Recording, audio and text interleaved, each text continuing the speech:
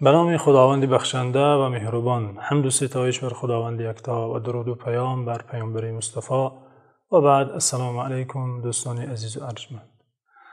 سفره قرآن جایی است که در آن رحمت است، در آن هدایت است، در آن لطف و عنایت است. در سفره قرآن پند است، نصیحت است. در سفره قرآن غذای عقل است، غذای قلب است، غذای روح و روان است. پس بیایید این لحظه ها در سفره قرآن باشیم. خداوند عزوجل در سوره مبارک صاد خاتم پیامبران محمد مصطفی صلی الله علیه و سلم را خطاب نموده فرموده است: واذکر عبادنا ابراهیم و اسحاق و یعقوب اولی الایدی والابصار انا اخلصناهم بخالصة ذکر الدار. یعنی ای پیامبر، بندگان اختیار کرده ما ابراهیم و اسحاق و یعقوب را به یاد دار که در راه طاعت و عبادت دارای قوت و نیرو و در شناخت حقیقت صاحب بصیرت بودند. ما با آنان یک خصوصیت خاص، خصوصیت بزرگی که به یاد آوردن آخرت است انعام نموده ایم. دوستان عزیز و ارجمند، بیایید بالا این نکته کمی تأمل نماییم. ما به آنان خصلتی به یاد آوردن آخرت انعام کردیم. یعنی پیامبران خصلتی آخرت اندیشی داشتند، در اندیشه روز آخرت بودند، روز حساب را به خاطر می آوردند و تعبیر دیگر آخرتگرا بودند. اصل همه نیکی، سرچشمه همه خوبی ها و نیکی ها به یاد آوردن روز آخرت و اصل همه بدی ها و گناه ها فراموش کردن روز حساب است. طبیعی است که پیامبران امامان خلق، استادان بشر، پیشوایان راه هدایت و سعادتند. پس هر کی میخواهد به سعادت رسد، که البته هر کسی میخواهد و همه تلاش مردم در روزگار نیز برای رسیدن به سعادت است. پس راه سعادت در پیمودن راه پیامبران است. راه سعادت این است که انسان خود را به پیامبران بیشتر مانند کند و در خود خصلت‌های پیامبری را احیا کند که یکی از آن آخرت اندیشی بوده، آخرتگرا بودن است. در اندیشه آخرت بودن، برای آخرت آمادگی دیدن. البته شخصی که به اندیشه آخرت است البته که آمادگی می‌بیند. نتیجه طبیعی به خاطر آوردن این است که شخص آماده می شود.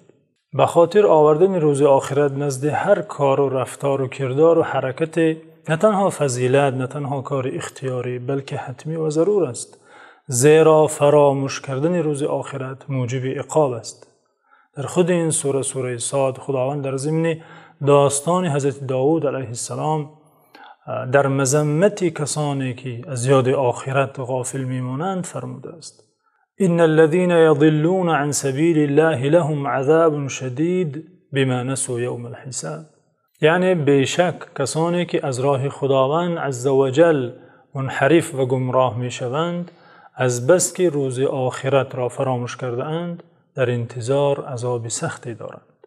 پس فراموش کردن روز آخرت کاملا و یا این روز سخت را گاه گاه به دیری به یاد آوردن موجب انحراف و موجب عقوبت اخروی می گردد. دوستان عزیز، مسلم است که وقت ظالم به یاد دارد که در روز آخرت خداوند از جانوری شاخدار که جانور بیشاخی را اذیت داده در دنیا قصاص می گیرد و به یاد دارد که هر ظالمی آنجا حاضر کننده می شود و همه مظلومان صف کشیده قصاصشان را از ظالم می گیرند و اگر نیکی های او و پایان رسد، گناه مظلومان را در نامه او ضم کرده او را به عذاب و عقوبت انداخته می شود. وقتا هر ظالم و هر ستمگر این حالتی سخت و این صحنه دهشت آور را تصور می کند، البته از ظلم دست می کشد. و چون هر رباخوار مثلا به یاد آرد که رباخوار از قبر برخاسته همچون دیوانه افتیده و خیسته تا میدان حساب حاضر می شود، پیش از اینکه خداوند حساب را آغاز بخشد او را به چنین حالت مذلت گرفتار می کند تا به خلائق معرفی شود، البته که از رباخواری دست می کشد. وقتا غاصب به یاد آرد که هر شخصی که به مقدار یک وجب از زمینی کسی در دنیا غصب کرده میگیرد به ناحق از خود میکند، در روز آخرت خاک 7 طبقه زمین را در گردن خود بار کرده کشیده به میدان حساب می آرد، آنگونه که در احادیث صحیح آمده. البته که از غصب کردن زمین خودداری می کند. در مقابل چون شخصی به یاد می آرد که هر جمله ذکر او که خدا را به یاد می آرد، نام خدا به زبان می آرد، در باغ سرای آخرتش یک عدد درخت بیشتر می گردد.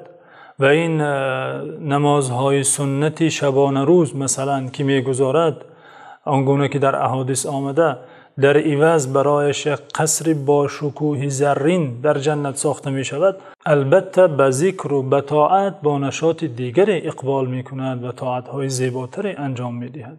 پس دیده می شود دوستان عزیز که به یاد آوردن روز آخرت، روز حساب، چه سختی های آن روز و چه نعمت های آن روز سبب سعادت است. به یاد آوردن سختی های آن روز سبب دست کوتاه کردن از کوتاهی ها، از گناه ها، از ظلم و ستم و معصیت هاست. و به یاد آوردن نعمت های سرای آخرت باعث می گردد که انسان طاعت بیشتر انجام دهد. پس به یاد آخرت بودن، آخرت اندیش شدن سبب هدایت و سعادت است و از یاد آخرت غافل ماندن سبب انحراف می گردد. حکیمی سخن و عارف عجم سعدی شیرازی نیز می گوید: گر اهل معرفتی دل به آخرت بندی. علامه اقبال فیلسوف شرق نیز با نصیحت نفیس ما را خطاب کرده می گوید: این الافزار جهان هیج است و هیج، تو بر این موهوم ای نادان مپیچ.